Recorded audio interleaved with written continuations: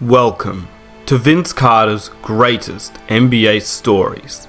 If you are new to this series, welcome. This is the Complete Collection series, where we take a deep dive into some of the NBA's greatest players. If you have missed any of the episodes in the series, all I ask is that you hit that like button. Hitting the like button really helps the channel and these videos get recognized. If you are new, be sure to hit that subscribe button for a new episode in this series. And hit that notification button to stay notified for whenever I upload a new episode in this series. And if you would like to be featured in the next episode, comment down below which player you would like to see next. Without further ado, welcome to Vince Carter's Complete Collection of Greatest Stories. What was the most memorable part about that series with him? Him. If I had the ball, running the fast break, Vince Carter was on one end and Jesus was on the other one, I had to throw it to Vince Carter. When you really look at him and you think he's flying, how did he just do that? And Vince was that guy. The passion that stood out to me when I watched him after he dunked, after he made a big shot. You say Vince Carter brought out the best in you. How so? Well, I was always really competitive with Vince. You know, Vince is a special dunker, man. Did you see what he could do? He's a special dunker, man. He's a special dunker. I didn't want to do it because I knew, this is my teammate. Like, I see him every day and what he's capable of. He cocked that Zoe's thing still back mad on so hard, I was like, oh, man. And then got in the post spin move and cocked it hard. Boom, right? Right, we were celebrating two totally different things. Yeah. That's what's crazy. I was like, yeah, I made it. He's like, yeah, I'm like, yeah. But, bro, I didn't know I jumped over, buddy.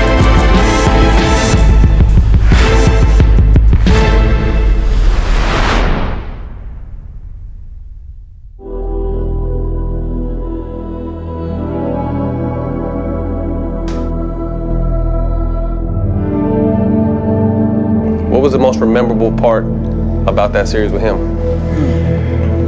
Him. Amazing. People, I think because he played so long, people forget how fucking amazing Vince was. Oh my God. Yo. But look, who you think had the craziest hops ever? Him. You think him, right? Him. I love to watch him dunk. And I saw him do some things this summer that people haven't seen in the game.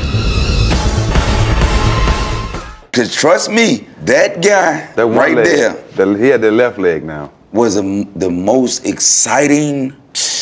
He took the world by storm. Man, and his style. He just changed the culture. We all know Mike was like, Mike was different. Like Dr. J was Dr. J. Then Mike came with the whole Swag, too. You know what I mean? Everything else, different, a little different. And then Vince took it to another level after Mike. That excitement to it. Vince brought the excitement to it. That shit you ain't never seen before. And then his jumper was so pretty. His handle was so crazy. First step was crazy. His first step was so crazy. Because if he get by you, you know what's going on. Grab before he take off. Grab before he take off. You know what's going to happen.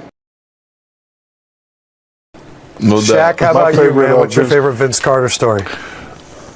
Well, it's a two-part story, but I'm going to make it quick. It was three guys that whenever I played against them, I let them do whatever they want to do. Vince, T-Mac, and White Chocolate. So D-Wade is going to remember this story. So, and I'm, telling Vince, like, yo, man, you got to do something. You got to do something. So Vince goes baseline against me. I got to flagrant him. He my man and all, but I'm like, I can't have Vince dunk on me. Flagrant. I get a foul. I go to the bench. Couple plays later, Jason Williams has the ball and tries to steal it from Vince. Vince wraps around his back. He comes down the lane and Alonzo Mourning jumps. Vince cocked that thing back and threw it down on. I'm on the bench like this looking at D-Wade. I'm like, ooh. Ooh. You remember that, D-Wade? You remember that, D-Wade? Dunk I've ever seen. Oh, man. Yes.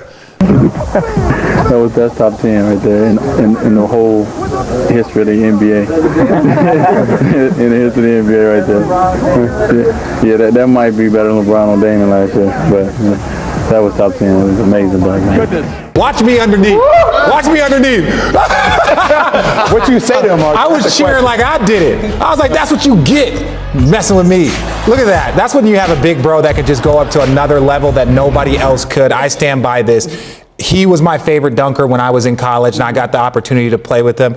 And even when I got to play with him, he was far greater, far more athletic than anything I could imagine. I want to share something with that, D-Wade. The funny thing I remember about us is when we played in the Dunk on Zoe, and us running down the court together, having a little laugh. He's like, why you do my big thing like that?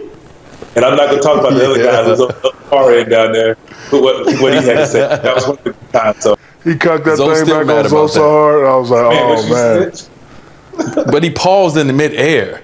Like, that was the crazy thing about the dunk shot, is he paused in midair and let Zoe fall to the ground and then boofed him. Yeah. but D-Wade, what's crazy is, at halftime, I just told RJ, I said, look, we had got a little weak dunk on him, both of us. I said, he's not going to let us do that again. He's going to jump at us and try to, lay us out. So when he hit me, I went higher, and it kind of had me nervous. I was scared. I jumped higher than I expected to jump. So while I'm up there, I'm like, man, don't miss this dunk. And that's what I said, like, when I dunked it, that's why I was running down. When I had the mean mug, but when I heard you say what you said, ooh. So right there, when he hit me high, I was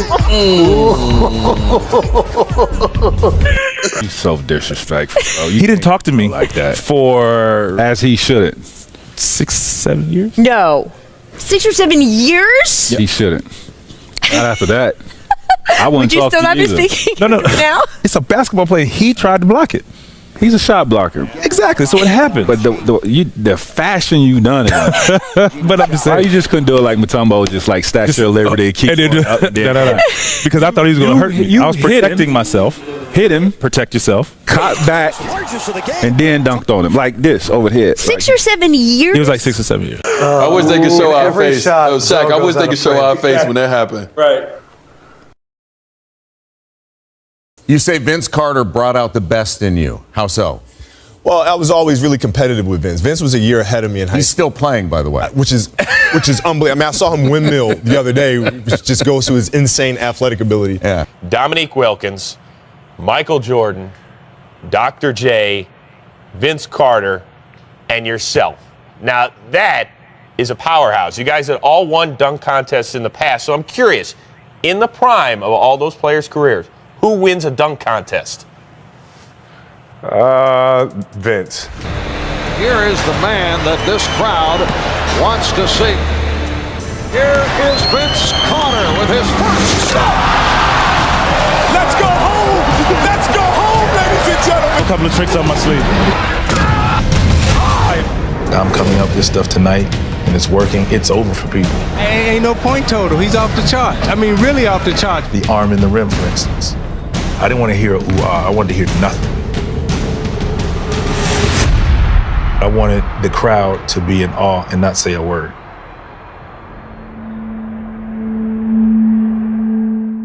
What? Yeah, I would say Vince. I got it. Yeah, I had him Vince is Vince. No, Vince is a special dunker, man. And you see what he can do? He's a special dunker. I mean, he's a special dunker. And I think MJ, did some stuff that was revolutionary for his time, as did Dr. J. And the way Vince dunks the ball, the way that he's dunked the ball when he was in a dunk contest was unbelievable. What did Vince Carter mean to you as a basketball player? Because I know, like, for me, Vince Sanity, half man, half amazing. We can keep going all day. But, like, what was it about Vince Carter that kind of, inspired you as a basketball player? So, I mean, I've been watching Vince since he was in high school, even as a young kid, and, watching him in the McDonald's game. Obviously, I followed him. I mean, I wanted to go to North Carolina at the time, so him going to Carolina, it was like, okay, watching Ed Cota throwing the lobs to him with him and Antoine Jamison and all those guys on that team. So when you're watching Vince, you are understanding this guy is bigger than North Carolina. He's the guy in a college game that gets about 12 to 14 points. But he has no business out here on this court. Yeah, for sure. He's out here, this is just straight up, he's just straight for the conditioning. And when he gets to the next level, whoever gets him is gonna be special. So, you know, for me and for all of us, it's something about basketball when a guy can literally, when you really look at him and you think he's flying, you're like, how did he just do that? And Vince was that guy. Vince was that guy where you like, if he get one dribble inside that three-point line, you better move. Even in college, right? Even in college, you better move, or you're gonna be on the poster. And for a kid like myself, who started to find his way with some athleticism, you looked at Vince like, damn, I ain't gonna be able to get to that point, but if I can get half or 3/4 of it, you know, then I'm doing something right. Vince had kids actually believing that they can jump if they put on a pair of Nike Shocks. Very true. Did I have a pair? You had a pair? I absolutely You had the white and green. I had man. white. No, everybody didn't have a pair. Everybody had a pair. I didn't have a pair till I got drafted. I had a pair. Listen, Vince really had you believing that the shock technology in those shoes will make you jump 100%. like that. No, 100%. He really had you believing that, man. Yeah, he really had you believing that. What was your first pair, though? What was your first pair? Mine was the black. The black and the silver with the jump? Raptor color. Yeah, Raptors color. The shock was. I didn't get them to the twos. The shock White was in and red. silver. Over there in your locker when you got drafted. Yeah. I got you.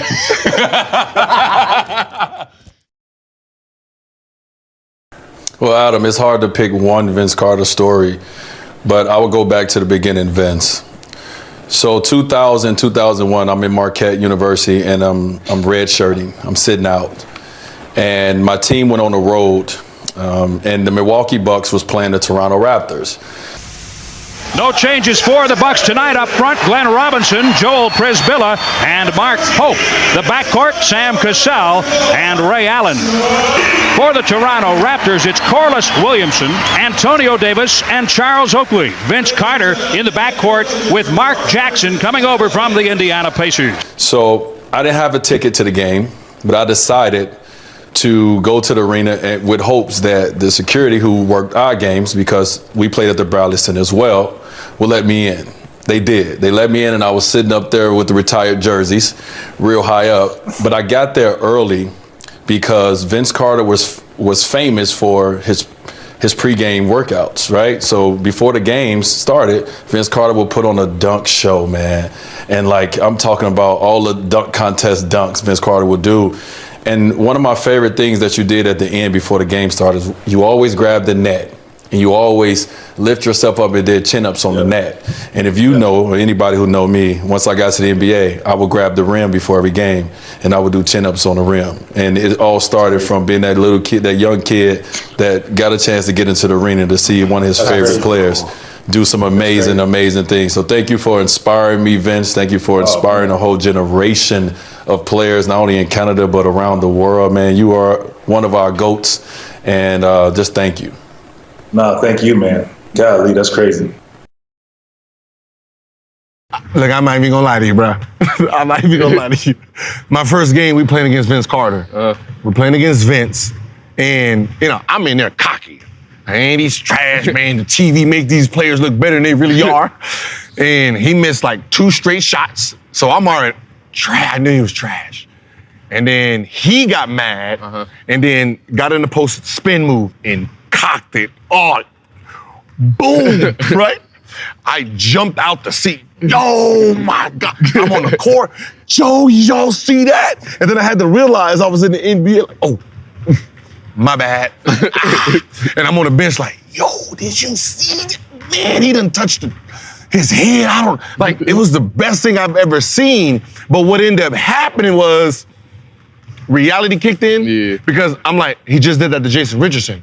And Jason Richardson, athleticism is, huh. And then it's like, I just seen somebody who go, huh. And I'm here, and I'm like, oh man, I can't even play in this league, bruh.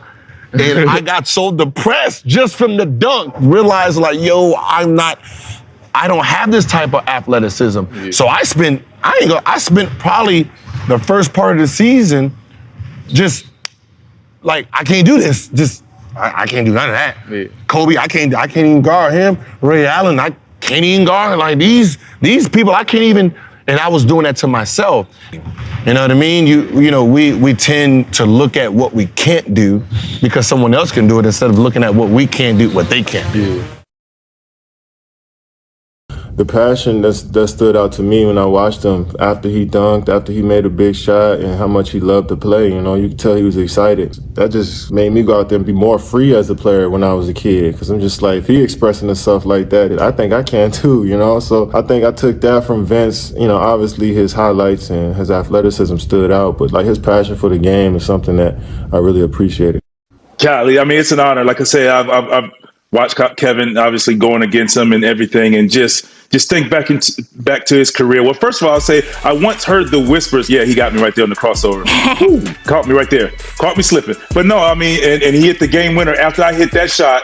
I mean, I remember all of these. But let me tell you, I heard whispers, and I was like, okay, you know, he's a fan. Oh, I'm his favorite player. Okay, cool. Yeah, you know, but people say that, and then to actually hear from the horse's mouth, it's unbelievable. And getting the opportunity to play against him, watching him as a rookie. And remember hearing how they said, could he survive in the league because he wasn't strong enough, and so on and so forth. To watch him grow into the best scorer in the game's history. I mean, offensively, what can he not do? I mean, he could do it all. He, you know, at one point it was like, oh, he can only go left in the hesitation and in scouting. That's what you guard him on. And now he can go right. He can go whatever he wants. He'll pull up. He can shoot. He can do it all. So it's just been great to see him mature, grow, and become a champion and do it his way. Absolutely. Well, it's an honor in both directions, Vince. Hey, so talk about teaming up with KG, Ray Allen, Peyton, Jason Kidd, and gold medal team. It was a dream come true for me, man. It was talked about, obviously, you talking about 92 and the Dream Team, and then you had Dream Team 2. Then comes us in 2000. And the funny thing about it, guys, I wasn't on the initial team. I didn't make it. So Shaq was supposed to be on that team. Grant Hill was supposed to be on that team. And I'm missing another name because I think Grant was hurt, or Shaq. I know Shaq was hurt as well. Tim Duncan was supposed to be on the team. And then Tom Gugliotta got hurt. So Ray Allen actually made the team over me. And we played each other that night in Toronto. Vince Carter had 3 games that were subpar for him after the announcement was made, and he hits his first shot tonight. And he'll be on an Olympic team. No doubt about that, just not this one. Carter 2 for 2, Carter for 3. Carter over Robinson. It's Carter. Carter windmills for 47. What kind of work you give? 47. But it had nothing. Listen. You see, I didn't say nothing, man. I kept quiet. Hey, he said 47, but that's not what I'm talking about. It was one of those things I wanted to show, more so it had nothing to do with him. I wanted to show the Olympic folks that, you know, I'm worthy. They made the wrong choice, right? That to be on that squad. I hit like my first 8 shots. I was 8 for 8 from the beginning. I was just in another zone, bro. I was in another zone. And then weeks later, Tom Gugliotta gets hurt. I get that call. Would I like to be? Hell yeah. So I missed the original team, the original photo. I was photoshopped in. Wow. So when you see that picture, like me on there, I had to take a picture and then to get photoshopped in. They didn't photoshop that medal though. Right. So from there, I was like, bro, I gotta go. I had to go earn my way, but it was all worth it, man. It was fun. It was great. You know, I was going through some ups and downs in my life, really. That's why I had the fro and all that. Me and GP rocking the fro out there. Something different. Hey, that was my favorite outside. I mean, the dunk, the gold medal. My favorite part was seeing Vince with the fro. You jumped higher. You jumped higher when you had the fro. Everything. Bro, I was angry. Man, ain't no lie. He's like, young fella, you know, GP. They can't jump with you, young fella. So anytime you halfway open, I'm throwing. All right. The rest was history. Just making history, just doing some crazy stuff, and then the dunk happened. So let me ask you a question. Right. Does he have one of the best dunks in basketball history? VC has. He jumped over the 7-footer in the Olympics. Listen, Best in-game dunk that you will ever see in NBA history. Line them up with any of them. Mais j'oublierai jamais ce que j'ai pu vivre, surtout en l'an 2000. Quoi. 2000, that was a memorable moment. I don't know if everybody got the opportunity to see that dunk. His name was Frederick Weiss from France. So the funny thing about the Olympic dunk is that it was more so instinct, and I was just trying. It was a pass he threw. He threw the ball behind his back. I get the steal. I want to get back and attack the rim before the rest of their defense kind of gets back into the play. The opportunity was there. Take advantage of it now. 1-2, one dribble, two dribble, go. And it was kind of like a read. One dribble, he didn't move. Two dribble, he's still there.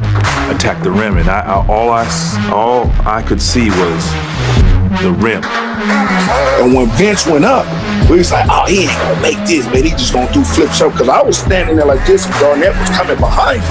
And Garnett was like, he gonna dish it off to me. But then all of a sudden, I was right over on the side, and I said, oh, he's going up and up. I said, he going up some more. I said, whoa. And I see the rim. I don't see him. I see the rim. So I ain't pay attention to where I was jumping from. So you know the paint is different than the NBA. It's a different shape. It's wider. So in my mind, so when I jump, I see him, and all I remember, God's my witness, all I remember is touching his shoulder with my left arm. I'm focused on the rim because I thought I jumped too far. They were going in transition, so my team is running back on defense. So I just attacked the rim. So when I jumped, I hit him. I ain't even think about hitting him more. I thought he moved out of the way, or he tried to take a charge and fell down. So if you go back and look at it, I stretch out because I'm reaching for the rim because I thought I was too far. But I end up dunking the ball with my wrist because I actually had enough, flight time. You was high. My left hand touching the shoulder, and my focus now is the rim because in my mind I felt like I jumped too far and I wasn't gonna make it. And I was like, he ain't gonna make this. And all of a sudden, boom, he blinked. I said, I said, this is gonna be a highlight film forever. The celebration that everybody saw where I almost knocked Kevin Garnett out was because we're celebrating two totally different things, first of all. My celebration when I almost punched KG, I was celebrating that. I wasn't celebrating that I jumped over him because I didn't know. That's crazy. That was my favorite. That was my favorite part of the dunk, seeing you and KG. That was hard. Because KG went nuts. Right, we were celebrating two totally different things. Yeah. That's just crazy. He was celebrating because he watched me jump over a 7-foot guy. I was celebrating because I did not think that I was going to make it, and I thought that I was going to fall short of the rim and bust my face open and embarrass myself in front of the rest of the world. So I never actually knew I jumped over him until later on. Wait, like you said, that's all instinct. Yeah, that's nothing that's all that it was. You plan. That's nothing that you think about. I didn't even think I could do something like that. First of all, you just think about attacking the rim. That's it. You see a big guy, you say, I'm gonna get him. I'm going right at him. I'm going right at him. That's it. Those things happen kind of organically. You can't plan that. If I had the ball, running the fast break, Vince Carter was on one end and Jesus was on the other one, I had to throw it to Vince Carter. I know that Michael, meant a lot for the NBA, and I think right now Vince is that same type of commodity. The comparison view is deja vu for Carter, who has been there, heard this before. It was more pressure coming out of high school into college, into North Carolina.